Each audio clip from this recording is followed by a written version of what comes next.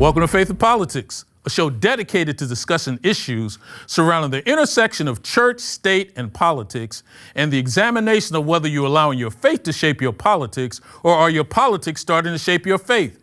In other words, what do you do when God and government come face to face? I'm your host, Orlin Johnson. Let me introduce you to our panelists for today. First, we have with us Mr. Todd McFarland, Deputy General Counsel for the General Conference of the Seventh-day Adventist Church. We have with us Judith Hawkins, who's a former judge and attorney in Tallahassee, Florida. We also have with us Dr. Andrew Polk, who's an associate professor of history at Middle Tennessee State University and the author of the critically acclaimed book, Faith and Freedom, Propaganda, Presidential Politics, and the Making of an American Religion. And we have with us Ms. Jennifer Woods, who's the General Counsel and the Director of Public Affairs and Religious Liberty for the Lake Union Conference of the Seventh-day Adventist Church. Great to have you here with us and looking forward to our conversation. You know, one critical question that's been coming out, and that question is Congress becoming more religiously diverse? You know, Capitol Hill appears to be getting more religiously diverse, according to Pew Research. In their annual report that just recently came out, Christians seem to make up an overwhelmingly majority in one of the more recent Congresses. And recently, Christians comprised of 88% of the voting members in the Senate and the House of Representatives. And among Christians, 57% identified as being Protestant. Catholics make up the next largest share at 28%, about 6% are Jewish, and about 6% fall into various faith groups, including the LDS Church, Latter-day Saints, Orthodox Christians, Buddhists, Muslim, and Hindus. You know, when you take a look at how diverse Congress seems to be at this point, and all these stats that are out there, you know, Andrew, you've written on this subject. Are we missing something here? Because it seemed as though people were given the impression that Congress and America was getting less diverse, but maybe it's just the opposite. Yeah, the question of religious diversity in America has always fascinated me, mostly because both the left and the right are just objectively wrong about the narratives that we say, right? One, the conservative narrative is that America used to be a bastion of Christianity, right? Founded on Christian principles, but has suddenly become more secular and more diverse, and that's a bad thing. Liberals usually talk about, well, America used to be a heterogeneous mix of Protestantism, but now, thankfully, it's become the most diverse, religiously diverse country in the world. The reality is America is made up of people who self-identify as Christians. That's roughly 2/3 of Americans. And then about 29% of Americans who don't self-identify as anything. That includes atheists and agnostics, but also includes a whole lot of people, you could say spiritual but not religious, or that they just don't want to be a part of a religious institution. So this question of Congress being diverse, to some extent, it is as diverse as the American population in that if you take every religion other than Christianity in the world, that makes up roughly 6% of the American population. So 62% of Americans self-identify as Christian. In Congress, that's 88. Those who don't identify as any part of any religious tradition is 29% in the country, and it's less than 1%. I believe it's 2% in this new Congress. So in some sense, when we talk about diversity of non-Christian religious groups, it's incredibly diverse. But if you take that 28% who self-identify as Christians and they don't identify as anything, that's actually the religious makeup of the country. I'm just reading the headlines from the news from the Pew Report. It says, religiously, Congress doesn't reflect modern America. Congress is far more Christian and religious overall than today's general population. But the other thing that caught me about this is being religious or identifying yourself with a religion may have a lot of political advantages to it. And if you're going to serve in Congress, you might want to check any box that will help you do what you need to do. In fact, the article said that many colleagues in Congress find religion to be politically useful, which shows that, I don't know, how genuine are these people to their faiths and denominations? Don't know. However, but it'll help you get elected. And the article also said that when President Trump stood out in front of a church with a Bible, that did a lot of damage to the Christian image. So I think that we've got a lot of people self-reporting what's to their advantage based on what they want to portray. But then on the other hand, too, we also have a very polarized Congress, and we have issues with the right and Christians, and you might want to identify that way just to get you into the seat, and then you can show your true colors later. Huh. You know, one of the things, Todd, you're down on Capitol Hill from time to time, and you see these stats that are being thrown out there regarding, you know, what's diverse, who's more religious. There's no reality is you can probably take the numbers and make them whatever you want them to be. I mean, this idea of it being more diverse, is it really being more diverse, or it's just playing with numbers in a way that makes sense? No, I think there's evidence to support that. I mean, you take certain groups, you know, in the Pew study, like Muslims and Hindus, you don't have to go back that many years to find the answer on that to be zero, right? And while I agree that there may be some playing with the numbers and some incentives to self-report, and interestingly, we have had situation with people in our old Adventist church who grew up within the church who then reported sort of like generic Christian. They apparently did not want to be connected with the church. So there's a lot of that, say, playing at the margins. But I think in the grand scheme of things, individuals are probably reporting what faith they grew up in. I think where there could be a lot of variance, though, is, you know, what does it mean to be Christian? Does that mean you go to church a couple times a year, or does that mean you're there every Saturday or Sunday?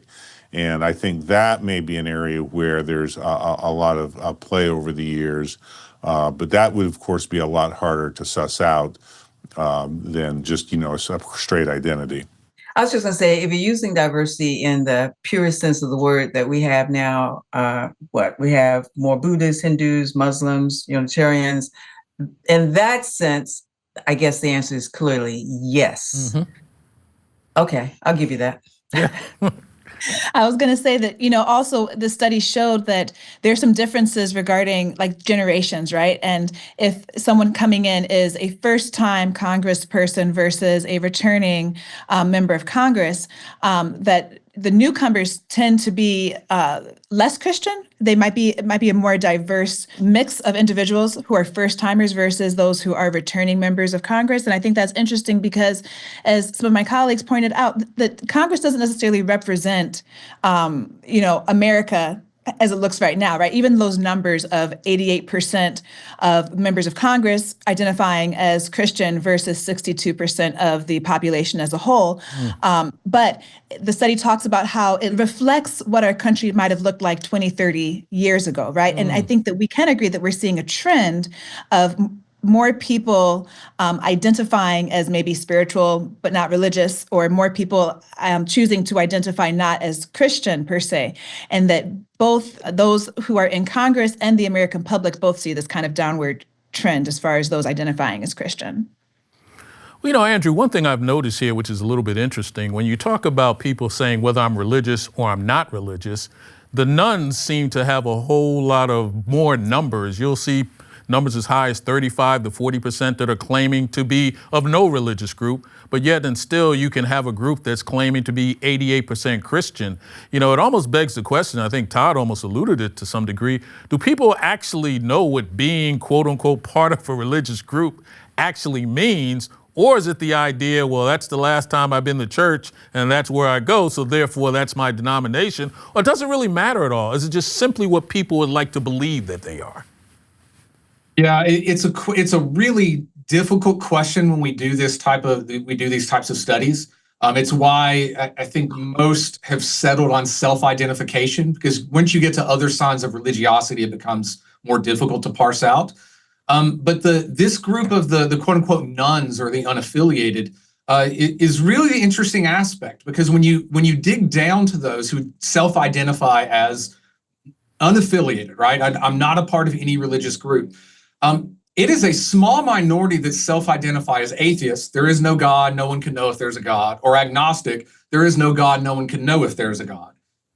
When you dig down to personal beliefs and activities, rituals, It turns out there's a larger percentage of people who pray once a week, who go to a religious service once a month, who are incredibly confident that there is a God than there are atheists, right?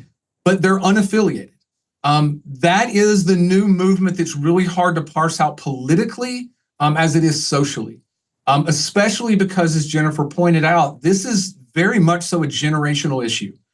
You look at those under 30 and those above 30, and there's a hard line of when and how people are comfortable understanding and therefore promoting their religiosity, who they belong to, what institution, and what that means for them. And increasingly, those who are younger are saying, I don't buy the whole package. I'm not one of them. Yeah. I'm individual. And that still hasn't parsed itself out in the rest of the religious realm. Does it also require, and I may be going in a direction we weren't really talking about, but does it also indicate that maybe it's safe to report yourself, self-identify yourself as being religious, because that still goes down easier? Yeah. Rather than outright saying that you're aligned with more non-religious or secular thought. Yeah, absolutely. Absolutely. And I think when you think about this, we're talking about politicians here and creating a narrative in order to get elected. You know, there's certain things that will always play well. You know, you were a former military, you're a church-going family person, and, you know, it paints this narrative that kind of allows you to be acceptable, I think, in mainstream of society. But I think what's a little bit tricky now is that more people are more concerned about identifying with specific denominations, it looks like, as opposed to kind of lumping themselves in maybe what I would call a safer group. And that's maybe what we'll see happening a lot more. There are a lot of people that will tell you that, quote unquote, they may be Christian, but if you ask them specifically what denomination that might be, the conversation may get a little bit more choppy at that point. But that seems to be what we're seeing here, that people are self-identifying, and as a member of Congress, the diversity of it, I think, does make sense, because as Todd mentioned, sometimes when you go from 0 to 1 or 2, that's a big deal. So when we see ourselves really kind of wrapping this all up in terms of understanding what's going on, Todd, I want to just ask you this one last question. Have you found that when the work that you do, does it make a difference to be talking to a more diverse religious group, or is it really not really making a difference at all? Oh, I think it can make a difference. I mean, having to go in and talking to a person who inherently understands what a person of faith or a person of a particular faith gets. I mean, if I was advocating on Islamic or Muslim issues, I would much rather have a person who is Muslim than having to explain to someone, you know, what an Eid is or what, you know, the Hajj is or so on.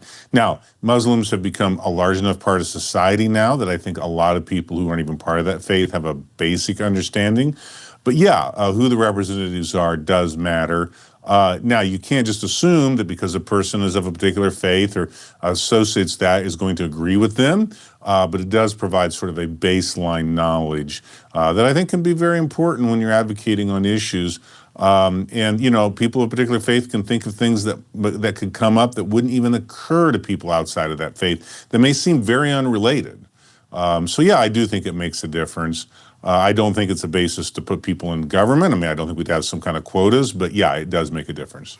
And I think, Todd, you probably hit the right point there, that the ability to relate to issues that we're looking to, for example, get exemptions from, or even the possibility of being more inclusive in conversations, probably works well when you're talking to a more diverse group. But at the end of the day, I think it's still critical to understand that the mere fact that someone is diverse, the mere fact that you may be part of a religious group, does not necessarily mean that you're going to support my position, and it may not mean that you'll support what I am pushing forward, but it may simply mean that you have a better understanding of what I'm hoping to accomplish, and maybe you'll be more open to anything that I might like to do in the future. You know, there's a case that's in Maryland that's called Mahmoud versus Taylor. And we have parents in Maryland who are fighting back against the Montgomery County Board of Education for forcing pre-K and elementary age children to read controversial books that promote what some would say a one-sided transgender ideology, encourage gender transitioning, and focus excessively on what some would say is a romance with no parental notification or any opportunity to opt out. These parents basically have come from many different religious groups: Islam, Catholicism, Orthodox Christianity, and they are all seeking to guarantee that their children can only engage in those type of what I would call reviewing age-appropriate education and be allowed to opt out if the parents believe that that's a problem. You know, Todd, this is a case that we find ourselves in Maryland fighting about, but the irony is that Montgomery County originally had an opt-out and a few years ago, for some reason, decided to get rid of the opt-out. When we take a look at a case like this, finding itself at the highest courts of the land regarding parents being allowed to be more involved in determining what their children get a chance to learn in school, or are we simply saying that maybe they're too involved and this should be led to the boards of education, but somehow the Supreme Court believes they need to weigh in on it? What's going on with this particular case? Well, Orlin, you have a situation here where you've got a county very close to Washington, D.C., where at least one Supreme Court justice described himself as a lifetime resident of, that in the name of diversity, inclusion, and equity has taken some pretty extreme positions in as far as, really LGBT propaganda. In fact, so extreme, it really was almost impossible to come up with other examples of this. And they originally tried to quiet down all the controversy, and there was a lot of controversy from a lot of different parents by saying, oh, you'll be able to opt out, you'll be able to opt out. But then when you had in some limited classrooms as much as a third of the class opting out, they rethought it apparently. We don't know exactly what they were thinking because the board members just sort of withdrew this without much public comment or any explanation for their actions of withdrawing the opt-out. But it became pretty clear that this was something they understood was controversial, and they wanted these students exposed to it regardless, which I think in itself is a problem, right? Like, the job of the county is to educate kids, but they are not the parents.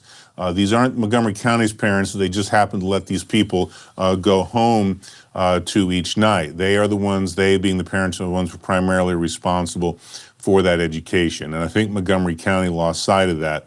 And even the Washington Post had an editorial saying this was an unnecessary fight. In fact, that is my fear, is this is going to create some precedent that is going to come back, I think, for a lot of counties around the country, that they're going to regret Montgomery County did this. Yeah, I think it's interesting because, following this case, on one side, you have the county saying, well, we had these opt-outs, but they became administratively infeasible to enforce because so many people wanted to opt out, which to me says, wait, that should cause you pause before you do away with this opt-out, option. But also they're saying, hey, we're just exposing kids to ideas. Right. But the parents are saying, hey, this is more than just passive exposure to these ideas. Our kids are, these young kids who are impressionable are actually being compelled to believe certain ideas, right? And if they question them, then teachers were kind of given a script of things they could say, possible responses that in many ways seem to question what the children may be being taught at home. And so I really think that Todd is right, that the district was really inserting itself into areas where it did not belong. And the fact that so many people wanted to exercise this opt-out for their children should have given the district pause before, doubling down on saying, we're not going to even notify you and we're not going to give you the opt-out option. This is one time where I wish I could live up to my title as the backstory, the rest of the story, because it just sounds like there was another agenda going on. When you have that many parents opting out, they're saying this is not something we want in the curriculum. This is not something that's important. It's not a part of the 3 R's. And for it to then be forced down their throat says to me, yeah, there's a backstory to this. And I really wish I knew what it was. But you know what the irony is of this? This is a jurisdiction in which the school board are elected officials. I mean, it's not like it's a set of circumstances where the local population will not get a chance to, quote unquote, extract a pound of flesh or come back in and make clear where they are. from a academic standpoint on what they want to see happening in their academic institutions in their area. But, Andrew, we always hear in higher education that it's all about, the information and processing and big thoughts. But this is elementary school, where we're supposed to be focusing on a lot more basic activities other than, quote unquote, let's think through these big issues. Or am I missing something here? No, I think the key here that Jennifer pointed out is that this was clearly a part of the classroom curriculum. You have somewhat similar issues throughout the country, right, of school boards, right, the book bans, because this is inappropriate material for children. And so the school board decides for all parents and all children, you can't access it. That is a different thing in that these are books in the library, right? You can go to the library, you can check them out. That seems to be a different thing to me than part of a curriculum in a classroom that the teacher is teaching to the children, right? That's the part that I don't understand with this. These can be difficult cases, but it seems like the crux of the matter of a representative of the school with authority teaching the children seems to be something different, legally, I think it would be, than a voluntary, can you go to the library and get a book and read it independently? Yeah, I think that's true. And I think this idea, which the attorney for the school district said, well, they're just exposing them. Like, as Justice Roberts said, is it really conceivable that a 5-year-old is told, well, you don't have to agree with your teacher, right? Like, we get that in high school and middle school and college, but is that even something that the school district wants to encourage? Like, listen, 5-year-olds, like, you have to follow your teacher in areas A, B, and C, but here when the teacher says something, feel free to disagree with them. Again, not an educator, going to the issue about, the law behind opt-outs. For better or worse, prior to this, most school districts in very sensitive areas had given opt-outs voluntarily, including the state of Maryland, where for sex education, which the county did not classify this as, there's a statutory option for opt-out. So what I think Montgomery County is done here is created a case where you're going to get a Supreme Court decision that now creates a parental constitutional opt-out right, and that is going to be something that is going to get used more.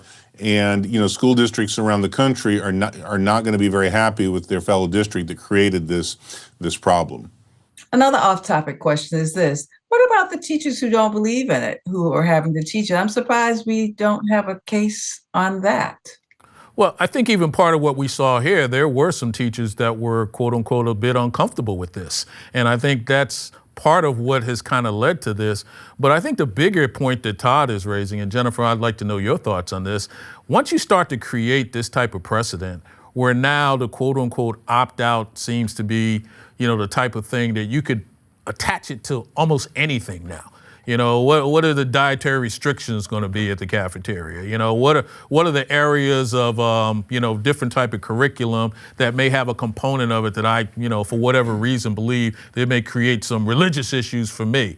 God doesn't like math, so I don't want my kid to do math. It seems like it opens up the door to the possibility of the crazy, and that's what troubles me about this. And I think that was something that was kind of brought up by the other side, right? Like, where do you draw the line for the school to say, no, we're not going to allow opt-outs for X, Y, Z?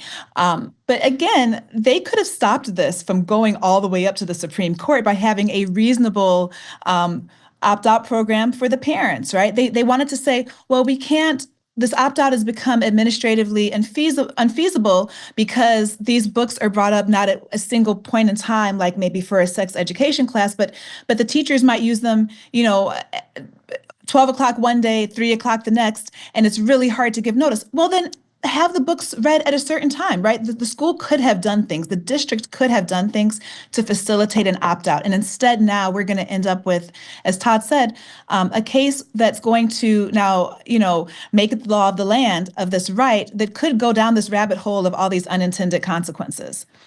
Todd, I got to ask you one other thing as being somebody who's here in Maryland. When you see these arguments that are being made, what is the tenor of the Supreme Court when it's even listening to this? There are times where I would look at even some of the questions, and even the justices are sometimes rolling their eyes at, what they're hearing. Are we literally getting to a point where even the Supreme Court may even feel that the stuff I'm working on a regular basis is almost beneath what I'm supposed to be here for?